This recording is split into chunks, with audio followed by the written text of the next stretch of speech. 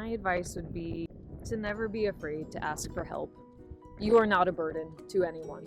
Just ask for help, say something. It's not hard to be kind and empathetic. Everyone goes through experiences, and it's okay to talk about it. And if it's overwhelming, sometimes doing something for other people will take your mind off of your own problem. Welcome to the Dog Beach Diaries podcast, everyone, where every conversation is from the beach with people that I've never met before, and hopefully we'll bring you a mix of heart, humor, and honest stories from these unique, amazing voices.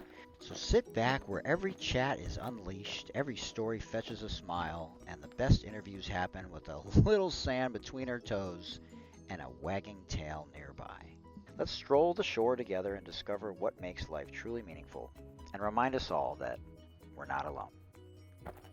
Today's episode of the Dog Beach Diaries is brought to you by my YouTube shop, where I have over 1,300 items to choose from Target to Walmart, Home Depot, Lowe's, Macy's, Bloomingdale's, QVC, and so many other merchants, nearly 3,000. So check it out today for the latest and greatest. And now back to today's episode of the Dog Beach Diaries.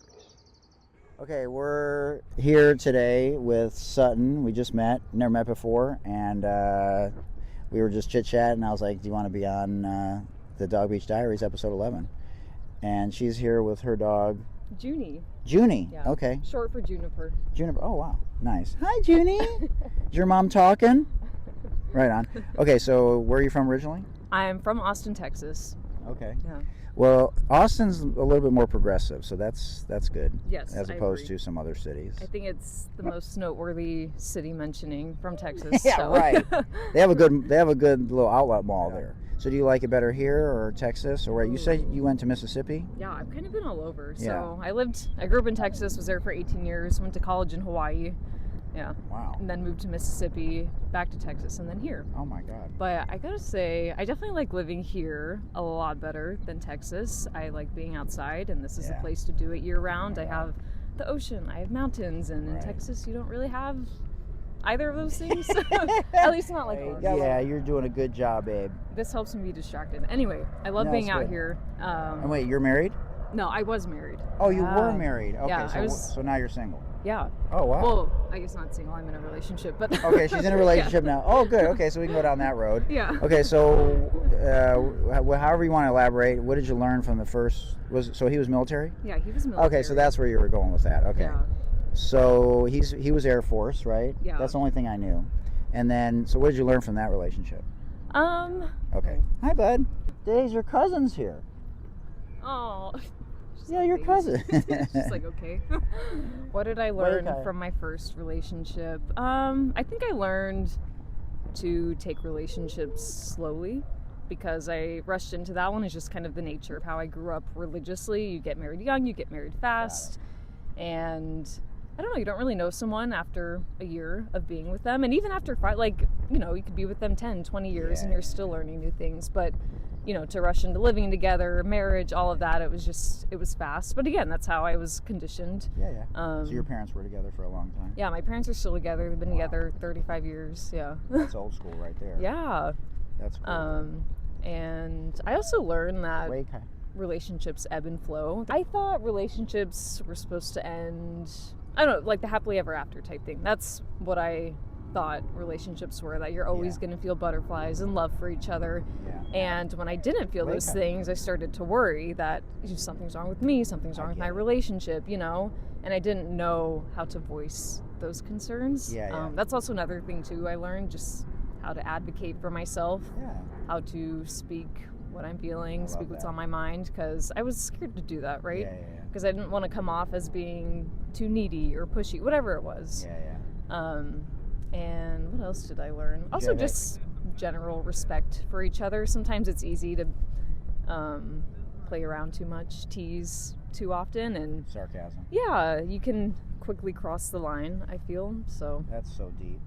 Yeah, that's real. You got to find that balance, because then you're maybe subconsciously pushing the person away or sabotaging something. Exactly. And I definitely remember saying some things to my now ex-husband that I didn't mean to be hurtful, but they were. Totally. So Did you have different love languages? Or was it just mostly what you shared? That was another thing too. Yeah. He was very much a physical touch person, and I think where I was at in life with my job and whatnot, I felt very overstimulated after the day was over, and Man. he wanted love and affection, and I just wanted to shut down. Right. And that was hard because he didn't understand why, it feels like you're pushing me away, like you don't want to be with me. Now. Yeah. And that wasn't the case. It was just I needed some time for myself. Yeah. So that was hard because I feel like he expected more than I could give in that way. Different. Yeah, it's different. And now?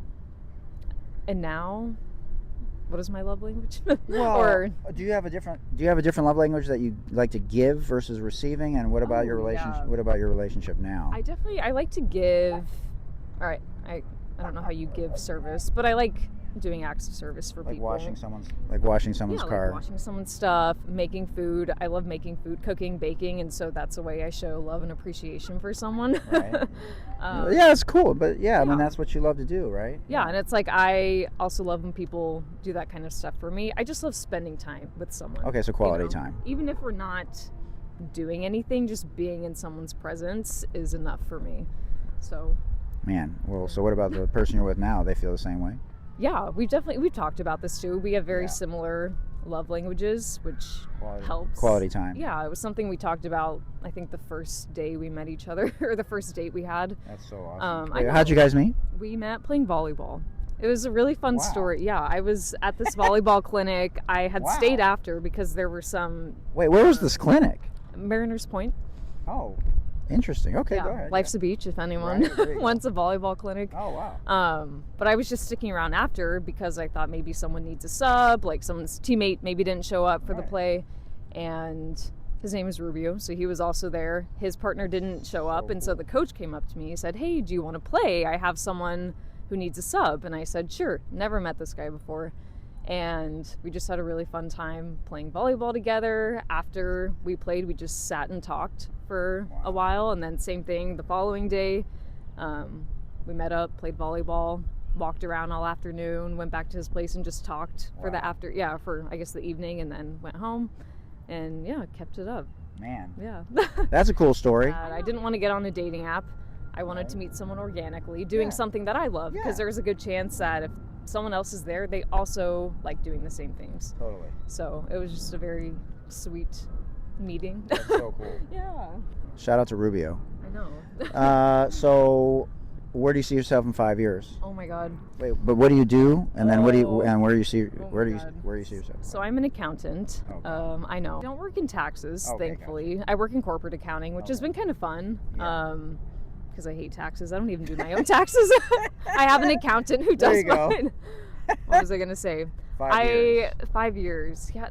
I honestly don't know. And it drives me insane because I used to be someone who always had every part of her life planned out. Like, I'm going to be married at this age, have kids at this age, have a house, whatever it was. Yeah. And now I have no idea. No idea. And it's scary. I don't even know if I want to be an accountant. I don't know. Well, what I'm doing with my life. What are your other passions, though? That's hard because I feel like my passions won't really get me far. Okay, we're not doing that, right? I know, but let's just say you could not worry about money, but follow your passions. Okay, I love baking.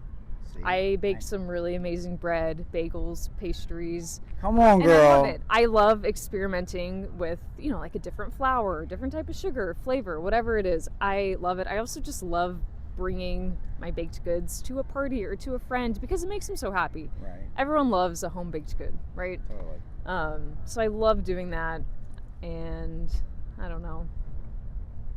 All right, wait. Sutton's Bakery, ladies and gentlemen. Yeah. Oh, I had a name for it, but I think someone took my name. Oh, really? Yeah, it was Purebred.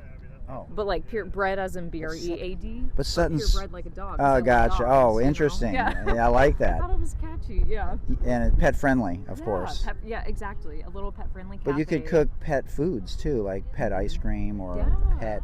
Even oh my God, like a little pet toast or something. I don't know. Just spitballing.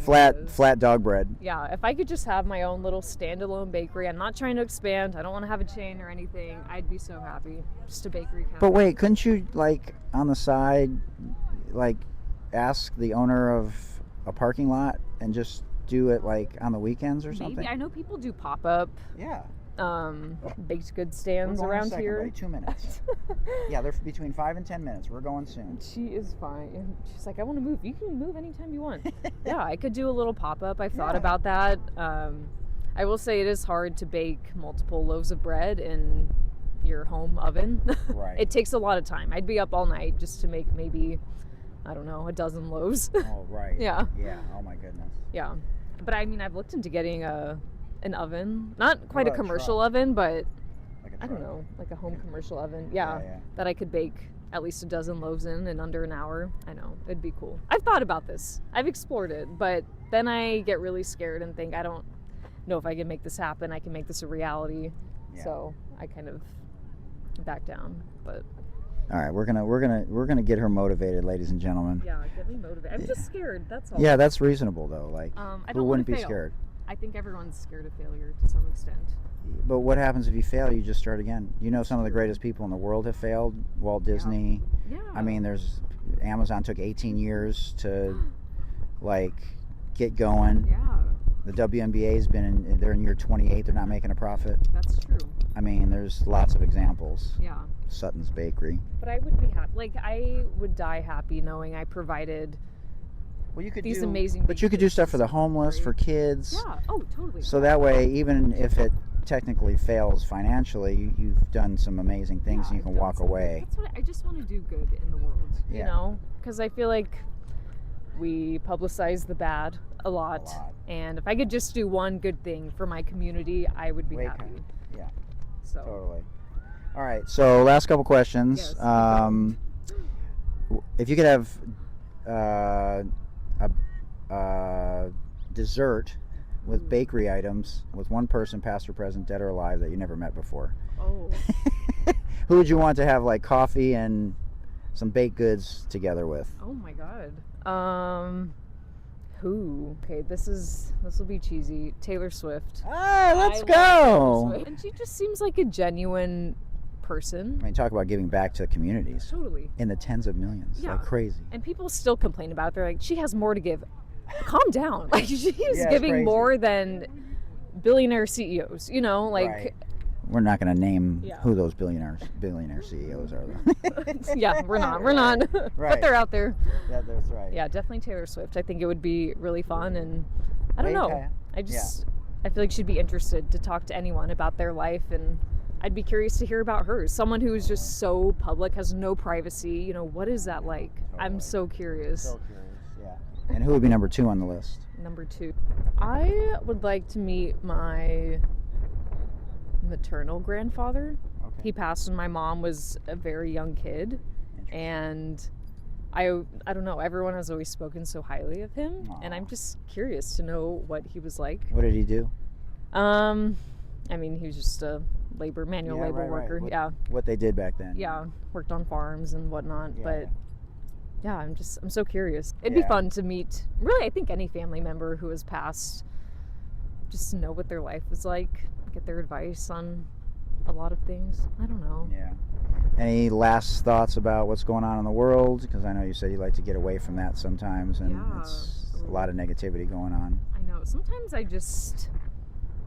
something that I think is really good for me, and I would recommend for anyone, is just delete social media for a little bit. Because I've noticed lately it makes me feel really bad about myself and my life and the world I live in. And sometimes when I delete all of that, out of sight, out of mind, I remember that, hey, the people around me are good.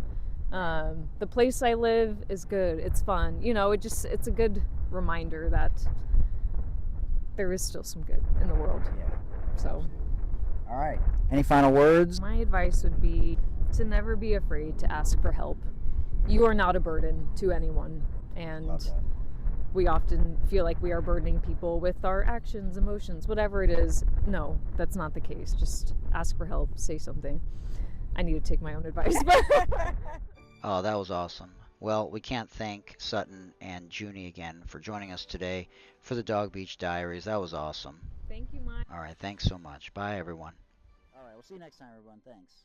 That's a wrap. That's another episode of the Dog Beach Diaries, ladies and gentlemen. In the books, and thanks again for joining us today, everyone. And to everybody out there, if you're going through it, just remember you're not alone. You can always dial 988. It is a free phone call, and the world is absolutely a better place with you in it. And finally, it's not how you start, it's how you finish. Don't be afraid to ask for help, everybody. No journey is walked alone. Strength comes in many forms, and reaching out for help is a true act of bravery. Stay positive, keep supporting each other, and we'll see you next time at the beach for the Dog Beach Diaries.